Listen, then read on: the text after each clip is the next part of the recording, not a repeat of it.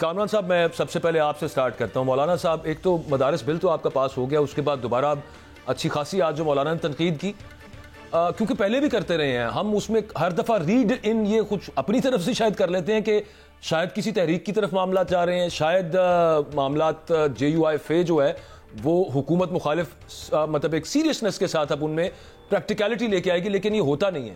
یہ ابھی جو آپ آ رہی ہے مولانا صاحب کی طرف سے جو تنقید، یہ ذرا سمجھائیے گا ایگزیکٹلی ابھی کیا معاملات کیا ہیں؟ کوئی تحریک کی طرف معاملہ جائے گا، یہ صرف تقریر سمجھیں اس کو؟ نہیں، یہ آپ خود جو ہے نا وہ کر لیتے ہیں کہ تحریک کی طرف. تحریک دیکھیے بہت سی باتوں پہ ڈپینڈ کرتی ہے. تحریک ہم ایسے نہیں شروع کر لیتے کہ موسم سرد تھا، بارشیں ہو رہی تھیں، ہم اپنے ورکرز کو لا کے مصیبت میں کھڑا کرتے ہیں. ہم کسی اپنے ورکرز جو ہے وہ آپ کے بچے ہوتے ہیں، آپ کے بھائی چھوٹے ہوتے ہیں، تو ان کو کسی مشکل میں نہیں ڈالنا ہوتا. ہاں، جب قربانی کا وقت آتا ہے، جب کوئی ایسی بات آ جاتی ہے کہ جس کے علاوہ کوئی چارہ نہ ہو، تو یقیناً اس میں جو ہے نا وہ آپ ہم کو پیچھے نہیں پائیں گے. مگر شاید وہ وقت ابھی تک جو ہے وہ اس طرح سے پورا کوک نہیں ہو پایا. الیکشن کے حوالے سے ہم کو تحفظات ہیں، مگر الیکشن کے حوالے سے تحفظات صرف نون کے ساتھ نہیں ہیں، صرف پیپلز پارٹی کے ساتھ نہیں ہے، PTI کے ساتھ بھی ہیں. وہاں پہ بھی ہمارا مینڈیٹ چوری ہوا ہے. پھر صوبہ خیبر پختونخوا میں 10 حلقے ایسے ہیں جس میں 1000 سے کم میں ہم ہارے ہیں، اور میں صرف ہم ہارے ہیں اور وہ PTI سے ہارے ہیں. 20 حلقے اس میں اگر آپ 20 حلقوں کو لیں گے تو 2000 سے کم میں ہم ہارے ہیں. وہ 10 جو ہے وہ 1000 کے کم سے ڈفرنس، یہاں 20 میں جو ہے نا وہ ہر حلقے میں صرف ہم ہارتے ہیں. تو یہاں پہ مسائل جو ہے نا وہ بڑے کمپلیکیٹڈ ہیں. 2018 کے الیکشنز کے بعد یہی شکوہ تھا اس وقت بھی JUIF کا، اور موسم بھی یہی تھا. اسلام آباد آئی تھی آپ کی جماعت اور دھرنا بھی اس سے کچھ پہلے تھا. آپ اگر تھوڑا سا اس کو اتنا ٹھنڈا نہیں تھا، تھوڑا کم ٹھنڈا تھا. ہاں، تھوڑا کم ٹھنڈا تھا نا. اور وہ جب ٹھنڈا اتنا نہیں تھا، اب اس وقت ٹھنڈ زیادہ ہے، اور ممکن ہے کہ اس وقت موسم بہتر ہو تو پھر اس کی بات دیکھ لیتے ہیں کہ معاملات کو. مگر اب تازے معاملات تو 2 ہوئے ہیں. ایک رپورٹ جس کا مولانا نے ذکر کیا، 2% انہوں نے کہا ویریفائی کر سکتے ہیں، 98% ویریفائی نہیں کر سکتے. یہ زیارت والا حلقہ ہے.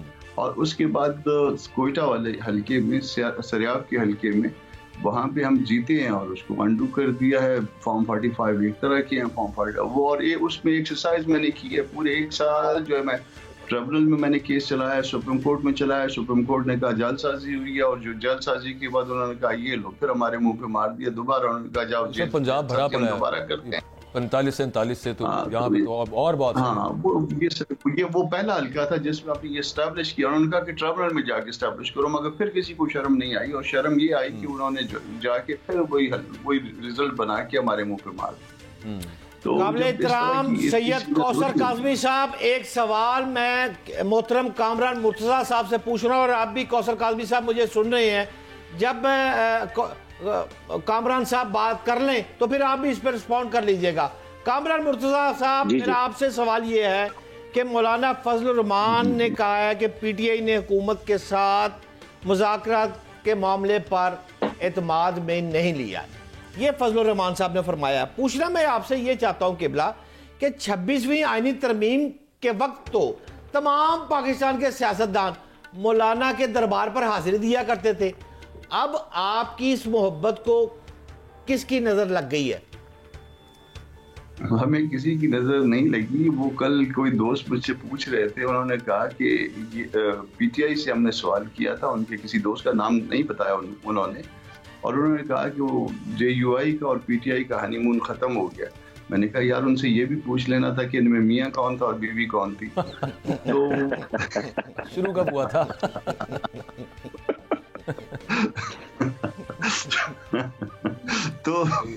تو یہ جو ہے نا PTI والے، جب ٹھیک ہے ان کی مرضی ہے، مگر ہم نے اعتماد نہیں لیا.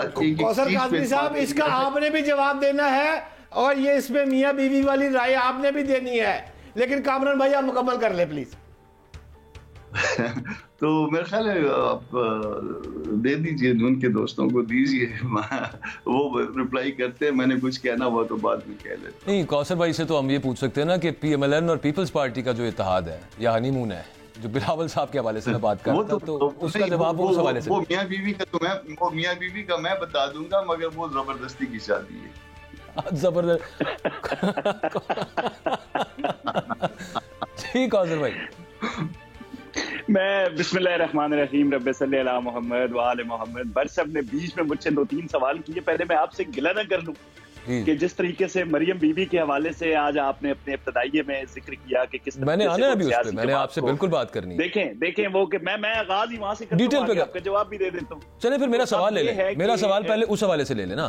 وہ سوال آپ اس حوالے سے یہ لے لیجئے کہ حکومت جو بھی پاور, اپوزیشن آف پاور میں ہوتا ہے, وہ ظرف بڑا کرتا ہے, دل بڑا کرتا ہے. ایک بات ہوگی. دوسری بات, اپنے پولیٹیکل اپوننٹ کو یہ کہنا کہ یہ جانور ہیں, تشبیہ وہاں پہ دینا کہ صرف جانوروں کی بیماریاں ہیں, ہم ان کی بھی ٹھیک کریں گے, اور منہ اور کھر کی بیماری جانوروں کو نہیں ہوتی, انسانوں کو بھی ہوتی ہے. منہ کی بیماری سے مطلب ہے یہ تقابلی جائزے جانوروں کے ساتھ اپنے پولیٹیکل اپوننٹ کا لینا, یہ انداز گفتگو کیا ہے کوثر کاظمی صاحب؟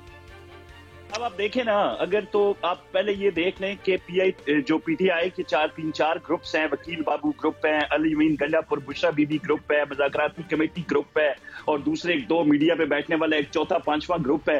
ان کے جو بیانات ہوتے ہیں مریم بی بی کو لے کے, ابھی ایک 13 کروڑ صوبے کی جب وزیر اعلیٰ سفارتی آداب کو ملحوظ خاطر رکھتے ہوئے کسی بندے سے ہاتھ یا مصافحہ کرتی ہے تو اس کو کس طریقے سے تنقید کے نشتر برسائے جاتے ہیں. جہاں تک تنقید کا معاملہ ہے آپ تو کر سکتے ہیں, جب تصدیق کا معاملہ آئے گا تو اس کو منہ کی بیماری کہا جائے گا. اب وہ کس جانب سے آیا وہ آپ بھی جانتے ہیں, میں بھی جانتا ہوں. تو شخص بھی پکڑا گیا جس نے وہ اے آئی نکال کے کوئی ویڈیو شیڈیو, اور وہ بالکل قابل مذمت ہے, اس میں تو کوئی دوسری رائے نہیں ہے. اس کی تو کبھی کسی کو اس کا ڈیفینس کر ہی نہیں سکتا. ایک بندہ نہیں ہوتا. پی ٹی آئی کا طریقہ واردات مجھ سے سن لیں, آپ بھی بخوبی اس سے واقف ہوں گے کہ ان کے 4 گروپس ہوتے ہیں جو سوشل میڈیا فورن فنڈڈ فطرے ہیں نا, اس کو اگر آپ دیکھیں تو سب سے پہلے والنٹیئرز کو انگیج کیا جاتا ہے, ان کے تھرو ایسی چیزیں ہائی لائٹ کروائی جاتی ہیں. پھر جو ان کے یوٹیوبرز بیٹھے ہوئے ہیں جو روزانہ 20 بیانات دیتے ہیں ہر ملاقات کے بعد عمران خان کی کہ خان صاحب کے پاؤں پڑ گئے, ریاست نے ہاتھ جوڑ رہی ہے. سر اس پہ پیکا کا قانون موجود ہے, جھوٹی خبریں دیتے ہیں تو آپ پکڑ لیں کسی کو اور ان کو عدالت میں ثابت کریں جرموں کو, لیکن اپنے پولیٹیکل اپوننٹ کو جانور کہہ دینا, میں تو یہ سوال پوچھ رہا تھا. باجوہ صاحب, اگر لوگ باہر بیٹھ کے ان کے آشیرواد کے, ان کے فورن فنڈڈ فتنہ, ان کے پیسے سے جو لوگ باہر بیٹھے ہیں, آپ ان کا علاج مجھے بتا دیں. اگر ان کے حوالے سے ان کو جانور کہا بھی نہیں سکتا تو میرے خیال میں کیوں نہیں کہا, جماعت کا حصہ نہیں ہے, پی ٹی آئی ان کو آن نہیں کرتی. میرے خیال میں عمران خان کے بعد اگر سب سے مضبوط کوئی طبقہ ہے پی ٹی آئی کو کنٹرول کرنے والا تو وہ ان کا سوشل میڈیا ہے, جو کسی کے بھی کنٹرول میں نہیں ہے. ان کے جو لوگ مذاکراتی کمیٹی میں بیٹھے ہیں, آپ کیا سمجھتے ہیں اگر وہ پی ٹی آئی اپنے اچھا کاظمی صاحب, اگر آپ کی بات درست تسلیم کر لی جائے, ہم مان لیتے ہیں آپ کی بات کہ پی ٹی آئی کا سوشل میڈیا جو ہے وہ باہر کے ممالک سے کر رہا ہے, اگر میں یہ بات تسلیم کر لوں تو یہ اکبر باجوہ کا قصور ہے. یہ کس کا قصور ہے؟ یہ کام آپ نے کرنا ہے, ان کو کنٹرول کرنے کا پالیسی آپ نے دینی ہے. وہ کی انگریزی کے اندر فائر وال کی ہو گئی ہوئی ہے, فائر وہ وال شال جو لگائی ہے آپ نے, وہ آپ نے لگانی ہے, اور اگر آپ نہیں لگا سکے تو کسی کا کیا قصور ہے؟ صاحب اس کے بعد سب سے زیادہ شور بھی ہمارا میڈیا اٹھائے گا نا کہ آپ نے آزادی اظہار رائے پہ قدغن لگا دی. سب سے پہلے یہی میڈیا شور مچائے گا جس کو یہ بات کرنی چاہیے تھی. آج کے 3000 جو دھی رانی پروگرام ہے مریم بی بی وہاں پہ نظر آئی, جس کو یہ کہنا چاہیے تھا کہ مریم بی بی نے اسکالرشپ دیے, اسٹوڈنٹس کو یہ کہہ دیا کہ آپ پیسے کے نہ ہونے کی وجہ سے تعلیم سے دور مت ہوں, وہ ذمہ داری میری ہے. بجائے ان پہ بات کرنے کے ہم تحریک انتشار کا انتشاری فتنہ جو چاہتا ہے یہ کہ ملک میں جو سیاسی عدم استحکام ہے اس کی فضا برقرار رہے. اب خان صاحب ایک طرف مذاکرات کرتے ہوئے نظر آتے ہیں, دوسرے تمام جو ہمارے کاظمی صاحب آپ بھی جرنلسٹ رہے ہیں سر, وہ کیا کر رہے ہیں, آپ بھی جرنلسٹ رہے ہیں, میری عرض سن لیجئے. یہ اس طرح مطلب ٹاک شو کے اندر ہم یہ پی آر پروگرام تو نہیں چلا سکتے. جو اچھی چیز ہوگی اس کی ہم تعریف ضرور کریں گے, لیکن at the very same time یہ تو نہیں ہے کہ صرف اسی پہ. اچھا دیکھیں نا, مریم صاحبہ وہاں پہ یہ بات کر رہی تھیں کہ یہ آپ کو پہلی دفعہ یہ ملا ہے, یہ وظیفہ جو آپ کو مل رہا ہے, آپ کسی بھی اچھی درسگاہ میں جا کے پڑھ سکتے ہیں, پہلے یہ کیوں نہیں ملتا رہا؟ تو ہر ایک کے ذہن میں یہ سوال آئے گا نا کہ یہاں سے صرف 3 سال بزدار صاحب کی گورنمنٹ رہی ہے, باقی تو زیادہ تر مریم بی بی کی اپنے چچا کی گورنمنٹ رہی ہے پنجاب میں. تو ان سے گلہ کر رہی تھی, اپنے والد صاحب سے کرنی, سمجھ نہیں آئی. اس میں اسٹوڈنٹس کو لے آئیں, اس میں دانش اسکول لے آئیں. آپ تو کمپیریزن کر ہی نہیں سکتے بزدار کا, چاہے وہ شہباز شریف کی حکومت ہو چاہے مریم نواز کی.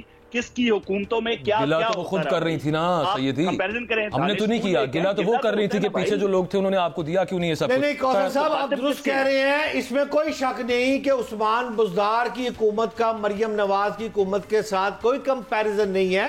مریم میری ذاتی رائے کے مطابق کسی کو ناگوار گزرے بہت بہتر کر رہی ہے، یہاں تک ہم آپ کے ساتھ ٹھیک ہے، متفق ہے، لیکن حضور قابل احترام بہت سینئر آدمی ہے اور وہ بیٹھے ہوئے ہیں، ان سے فائدہ کیوں نہ لے لے کامران مرتضیٰ صاحب سے۔ کامران بھائی، فضل الرحمان صاحب کا بہت احترام ہے افغانستان میں، اور یہ بات مجھے بھی پتہ ہے اور آپ کو بھی پتہ ہے۔ یہ افغان تعلقات جو دن بدن کشیدہ ہوتے جا رہے ہیں، فضل الرحمان صاحب کیوں کردار ادا نہیں کر رہے؟ وہ تو نہ کر رہے ہیں آج کل، کبھی ان کو کبھی ان کو۔ اس میں کوئی کردار ادا کرواتا ہے نا، آپ حکومت میں تو ہم نہیں بیٹھے ہوئے، جو حکومت میں بیٹھے ہیں یہ مشورہ آپ ان کو دینا کہ اس سے کردار کیوں نہیں ادا کرواتے مولانا صاحب سے۔ اور جب ہم پہلے بھی جب ایک دفعہ گئے ہیں اور اس وقت بھی معاملات ٹھیک نہیں تھے، ہم نے آ کے نہ صرف حکومت کو بتایا ساری باتیں جو کچھ ہماری بات ہوئی تھی، بلکہ اسٹیبلشمنٹ تک بھی پہنچوا دی کہ یہ صورتحال ہے جی۔ اور اس کے باوجود جو ہے نا وہ کسی کو کردار مولانا کا اس لیے پسند نہ ہو کہ اس کا قد جو ہے وہ بڑا ہو جائے گا اس سارے معاملے میں۔ میں معافی چاہتا ہوں آپ سے کامران مرتضیٰ صاحب، آپ سینئر ہیں لیکن ڈس ایگری۔ 26ویں آئینی ترمیم جب آئی تب تو مولانا نے کردار ادا کر لیا، اب مجھے آپ کہیں گے تو میں افغانستان والا کام کروں گا، یہ تو کوئی انصاف نہیں ہے صاحب۔ نہ ایسا ہے دوسرے ملکوں کے ساتھ بات کرتے ہوئے کردار کچھ اور ہوتا ہے۔ 26ویں ترمیم میں ہم نے ووٹ کرنا تھا یا نہیں کرنا تھا، اور پارٹیز کو انگیج کرنا تھا یا نہیں کرنا تھا، وہ کردار تھا۔